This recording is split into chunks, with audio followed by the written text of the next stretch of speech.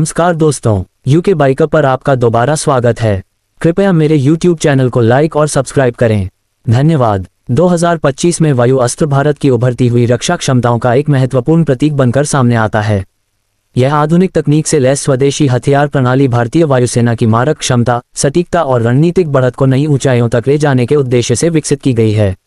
वायु अस्त्र को खासतौर पर हवाई प्लेटफॉर्म से दागे जाने वाले उन्नत हथियार के रूप में देखा जाता है, जो बदलते युद्ध परिदृश्य में तेज, भरोसेमंद और घातक प्रतिक्रिया देने में सक्षम है। वायु अस्त्र की सबसे बड़ी विशेषता इसकी उच्च गति और लंबी मारक क्षमता मानी जाती है। ये हथियार दुश्मन के महत्वपूर्ण ठिकानों को सुरक्षित दूरी से निशाना बनाने की क्षमता रखता है, जिससे पायलट और विमान दोनों की सुरक्षा बढ़ जाती है। आधुनिक गाइडेंस सिस्टम के कारण वायु अस्त्र लक्ष्य की पहचान करने, उसका पीछा करने और अत्यंत सटीक वार करने में सक्षम है। इसमें इनिशियल नेविगेशन, जीपीएस आधारित मार्गदर्शन और टर्मिनल फेज में उन्नत सेंसर तकनीक के उपयोग की संभावना बताई जाती है, जो इसे हर मौसम और हर परिस्थिति में प्रभावी बनाती है। 2025 तक वायु अस्त्र के विकास में स्वदेशी तकनीक पर विशेष जोर दिया गया है। इसमें देश के रक्षा अनुसंधान संस्थानों और उद्योगों की अहम भूमिका रही है।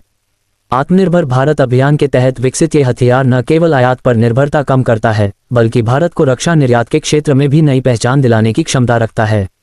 वायु अस्त्र का डिजाइन इस तरह तैयार किया गया है कि इसे विभिन्न प्रकार के लड़ाकू विमानों से एकीकृत किया जा सके, जिससे इसकी परिचालन लचीलापन बढ़ता है। रणनीतिक दृष्टि से वायु अस्त्र भारत की प्रतिरोधक क्षमता को मजबूत करता है। ये दुश्मन के airbase, command centre, radar installation और उच्च मूल्य वाले लक्ष्यों के लिए एक प्रभावी विकल्प बन सकता है।